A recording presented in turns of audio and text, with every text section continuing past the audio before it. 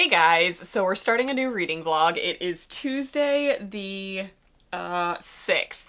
So I have things to actually talk to you about this week.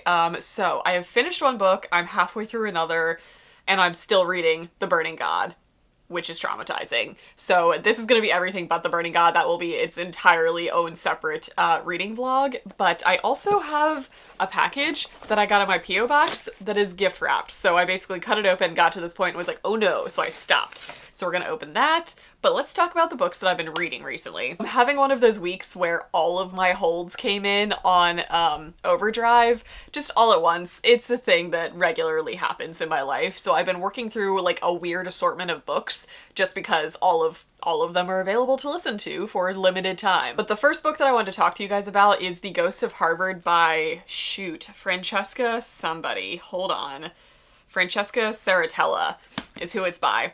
And I've been on such a dark academia kick recently. It's one of my favorite subgenres to read from. It just speaks to my dark little soul. So, it's something that I gravitate towards in like September, October, because it's also kind of like back to school time. And even though I am an adult, I'm not going back to school probably ever. It still gives me like the academic feels this time of year, and also usually dark academia is very like ominous and spooky and eerie. It's got really good like October vibes. So this was one that I picked up, and it ended up being something kind of, I feel like dark academia goes so many different directions. It always starts in like a setting with a feeling. Like you were always in like a secluded campus, college-esque type setting with some dark thing going on that is unsettling, and I feel like that's kind of the tone for all dark academia.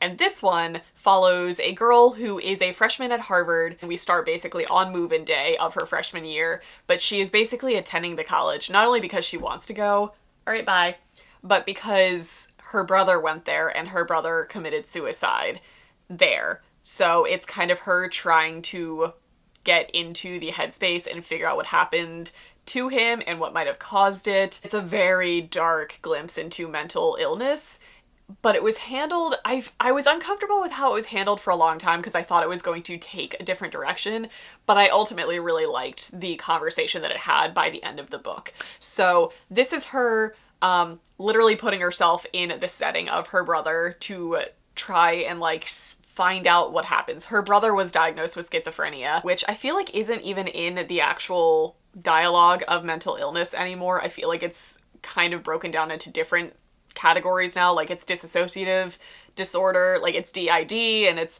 a lot of things, but in the terms of this book, it is called schizophrenia. And frenia? How am I saying it? I don't know. But while she is there, she starts to also hear voices. And I was iffy about how this was going to be handled because I didn't want to take mental illness and turn it into a paranormal thing, which is the direction that I thought this book was taking it. And I was iffy about how that was going to handle it, because I feel like if you're going to explore mental health, specifically one that ends in suicide, you need to tread lightly. But she basically starts hearing the voices of 3 different people who are ghosts of Harvard. They are 3 people who attended Harvard, and they are basically telling her things that there's no way that she could know this, like subconsciously or anything. So it's her kind of exploring the psychology behind that, and also just becoming obsessed with what happened to her brother. Even if there are no definite answers for her, she just cannot let it go, and it's kind of how she is dealing with her grief. So, okay, I've sat with it. I finished it 2 days ago, and I've sat with it for a little bit, and I think I actually really liked it. It was very intelligently written. It actually touched on some really cool concepts, specifically slavery in the old Ivy Leagues, which is something that is not touched on in dark academia at all. Most dark academia takes place in some sort of like prestigious college. In America, it's the Ivy Leagues usually. And this one actually really explored the concept of racism and slavery and servitude in the Ivy League system back when they were founded, which is a real thing. The author kind of discusses this in the author's note, which is pretty cool because it is a lot of stuff that's based on fact. So since I've sat on this, I was kind of iffy with how I liked it, but I feel like it was very well researched and it was a very interesting story, so I'm giving it 4 stars. It's a very mixed review type of story, but it's one that I'm glad that I read because it was exactly what I was in the mood for. And now on to what I'm currently reading. I'm currently reading Blood and Honey, and I'm a little more than halfway right now. Oh man. Okay. So I read Serpent and Dove back when it came out last year. Loved it. Thoroughly enjoyed it. If you are at all a fan of Sarah J. Maas type of writing where like our female lead is a sassy, sex-positive person, definitely check this series out because it doesn't shy away from the stuff that they generally sugarcoat female leads with dealing with. But when I got this, I had the mental debate of whether I want to reread Serpent and Dove before going into this because I didn't remember much of it. I remember the basic plots of it was witch versus witch hunter, there was French influence, and it felt historical fantasy. That was basically it. I remembered Lou and Reed. That's all I got for characters. So I looked up a synopsis and it was lengthy and I kind of skimmed it to like get an idea of basically the ending of the book with how Serpent and Dove ended so that I knew like going into this I wasn't going to be like, what happened? And within a couple chapters, I was right back in the world. I remembered everybody. I forgot what a cinnamon roll Ansel is and I love him so much. And basically where I'm at right now is glorious because in case you guys might not know this about Blood and Honey, this is not a spoiler or anything, but there is a traveling circus troupe in this book. So, 5 stars. No, I'm just kidding. It's giving me a Lead and Lorcan vibes when they joined the traveling like performers in, what book was that? Was that Empire of Storms? Whenever a Lead and Lorcan in Throne of Glass join the performers and Lorcan has to be like oiled up and do like sword juggling or sword throwing, whatever he does, it's giving me all of those vibes and it's glorious. So this is what I'm reading. Hopefully I will have this finished by the time I talk to you guys next. Let's get to this. So I cut this open and it's gift wrapped. I can't. So let's see. There is a note. Oh, I already know what this is gonna be. Fruits Basket is one of my favorite stories. Oh, so this is from Catherine. Okay. Let's take the... Oh, it's 2! Oh my goodness, guys. You absolutely do not have to gift wrap things. At all. That is so unbelievably kind of you, Catherine. Good lord. There are little tags on here, and I always try and read them and save these. So, okay, so that's the same thing that was on the little slip. So let's open these. Oh, these are so cute. Whenever you get something gift wrapped from Amazon, I always picture the person who's like in the Amazon warehouse just packaging these and being like, oh man, let's put it in a red bag this time. So this is volume 3. So hold on, what is this one then? I'm excited now. This is volume 2. Oh my god, Catherine! I can't. I have volume 1 right here and I've already started it. I know that this is one of the most well-loved manga series out there. Like, it is universally known that Fruits Basket is like one of the OG manga that almost everybody and their moms have read at this point. So when I started talking about reading manga, the overwhelming response in the comment section to read Fruits Basket was a lot. So, oh my gosh, thank you. Thank you so much. Oh my goodness. These are so cute. I love the spines together. Look how cute they are. I am loving the manga experience. I know it's like foreign territory to me and it's like old news to a lot of you guys, but I am loving it. It is so exciting. Look how cool these are. These are the collector's editions too. These are so expensive. You did not have to do this. Thank you so much though. Oh my gosh. Okay, so I'm gonna move on. I will see you guys in my later on in the week check-in with hopefully more bookish stuff to talk to you guys about. Alright, hey, it's significantly later than I planned on checking in for the second half of this vlog because I just haven't been filming. I've been reading a lot, but I haven't been doing the filming part, so like half of my content creation process is happening and half just is not. It's October 21st. I'm pretty sure I checked in like the beginning of October. So let's talk about the things. I'm pretty sure in the last check-in I talked about Ghosts of Harvard, and I'm pretty sure I talked about starting Blood and Honey. I might be mistaken. I might be a little bit off with what I was last discussing. So I'm gonna pick up from Blood and Honey because I've since finished it. This book is thick. This book, suffer from second book syndrome. I'm sorry. I wanted to like this so much. I adored Serpent and Dove. It was one of my favorite YA releases of last year. I think it was brilliantly done. I loved how maturely it handled a lot of different subjects without feeling too convoluted with all of the things that it tried to tackle. This one just felt like it was moving from point A to point C, and B was boring. I feel bad saying that. I'm giving this 3 stars. There's nothing significantly wrong with it. It's been like 2 weeks since I finished it, and I don't remember much of it already. So it was a lot of just kind of plot unraveling and traveling, whether that was actual traveling or like plot movement.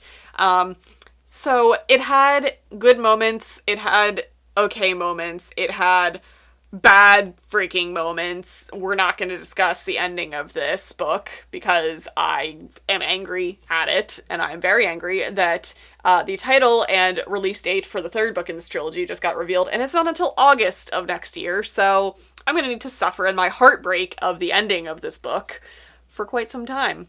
And I'm not jaded at all over that. So I gave this 3 stars. It wasn't bad. It wasn't the worst second book syndrome type of thing that I've ever read, but it was not great. It was not nearly as standout as book 1 was, which unfortunately happens a lot of the time, and usually the trilogy redeems itself by the 3rd book. So like, this is not really a huge disappointment to me. It's somewhat expected at this point, but I just want to like it like slightly more than I did. Okay, let's pull up Goodreads and see. Let's scroll back. Okay. The next book that I got to was The Devil in the White City by Erik Larson. I've never read this. I know everybody has read this at this point, and everybody has already read his newest release, and I think he already has a new one out since then. I don't know. I am a huge fan of true crime. I also read a lot of nonfiction. Not frequently, and I don't talk about it frequently, but I do, and I enjoy it from time to time. So my hold came in for this as an audiobook, which is how I read my nonfiction. Little tip there. Definitely do audiobooks. So I was like, okay, cool. I knew this was about the Chicago World Fair, so that was something that was exciting to me. That's a cool piece of history that I didn't really know much about, and I wanted to know stuff about it.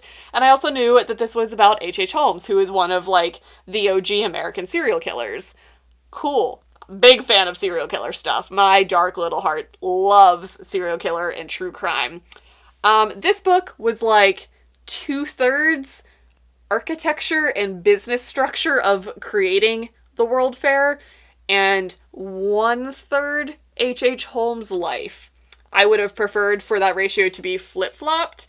I would have way more liked to read about the killin' part. I don't know what that says about me as a person, but I think, I knew this going in. Everybody feels this way about this book, where you go in thinking that it's going to be a book about H.H. Holmes and how he, like, swept through the World's Fair and how it affected everything in America at that point in time, and instead it was like, let's focus on a whole bunch of businessmen who try and build buildings in the late 1800s, and there might be a guy who kills some people, but we don't really know because it's history and there's not much evidence back then, so we're speculating on a lot of stuff. So it was dry. It wasn't bad, but it felt like I was reading a textbook, to be honest. It felt like I was reading a history book, which again, is not a bad thing. And I know this is generally how, like, this time period works. Like, you really got immersed into the life back then and everything involved. But I would have liked a little bit more of the killing. So I think I gave this 3 stars. It was thoroughly researched. If you ever want a fully well-rounded setting and atmosphere and history and all of the facts that you could possibly want to know, Erik Larson is your dude. But as far as storytelling and pacing goes, it was dry. It was not the best. Let's see, next. Next. This is gonna be a ranty vlog check-in, so prepare yourselves. I've got a lot of things to say in this one that are not all good. I finally also got my hold in of the new Ruth Ware book, One by One. I have been reading Ruth Ware since In a Dark, Dark Wood, and I've never liked her books. No, that is a lie. The Turn of the Key was brilliant. So Turn of the Key came out last year, I want to say. That was her most recent release prior to One by One. And in my mind, Ruth Ware and Riley Sager are in the same plane of my mind. Not for any reason other than I started reading thrillers at the same time, and those were two of the first authors that I ever picked up. So for some reason, because they were both somewhat new to the market at the same time as I was getting into the market, I read their releases each year, and I've been disappointed, amazed, and this was the next one. Like, I think both of them have 4 or 5 books out now, and they've kind of paralleled each other in my mind. So The Turn of the Key and Home Before Dark are those 2 releases that I'm talking about that I loved, and both of them were kind of haunted house type of stories, and I think I'm learning that I really like my thrillers to have a potential paranormal twist. It doesn't actually need to be paranormal, but it needs to kind of feel that way, like it needs to feel creepy and like eerie, not specifically like a just contemporary guy is going to like kidnap you and kill you type of thing. I think I like having a potential supernatural twist. I don't want it to actually be supernatural, I want it to be explained well, but I like that type. I basically thought both of them hit their stride with those last 2 releases. So this is Ruth Ware's next one. I hated it a lot.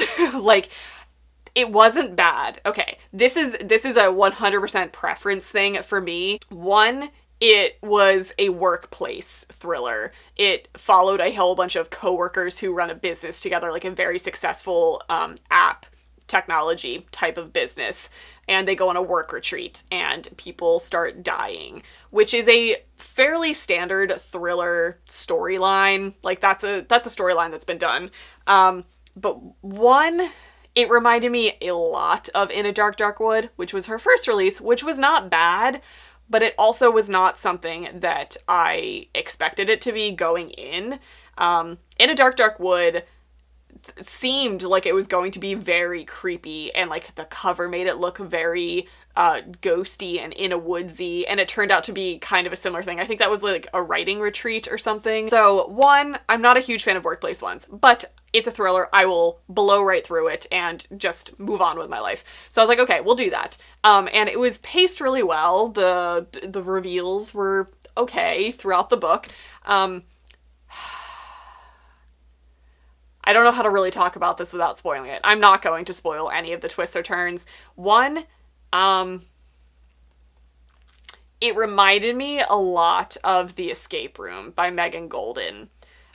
So if you haven't read that, it won't spoil anything for you. If you have read it, you've likely also already read One by One. It had a similar cast, I guess I should say.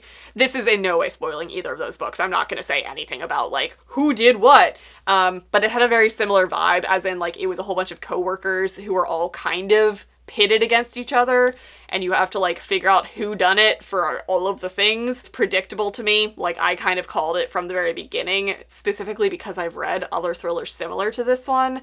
And I have very strong opinions about character types and choices that you make when you are describing characters if they end up being the killer.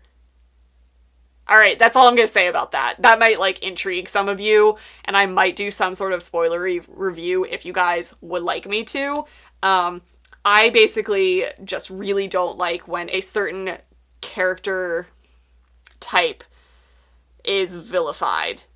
Alright, that's it. I'm moving on. I don't know how to talk about this without spoiling things. Okay, so I think I'm gonna cut the vlog here, actually, because all of the next couple books are all gonna fall into the same category. So if you don't want to hear me talk about romance, skip the next one, because I've been binging a lot of romance recently. So I think I'm gonna cut the vlog here, because everything else that I've been reading is...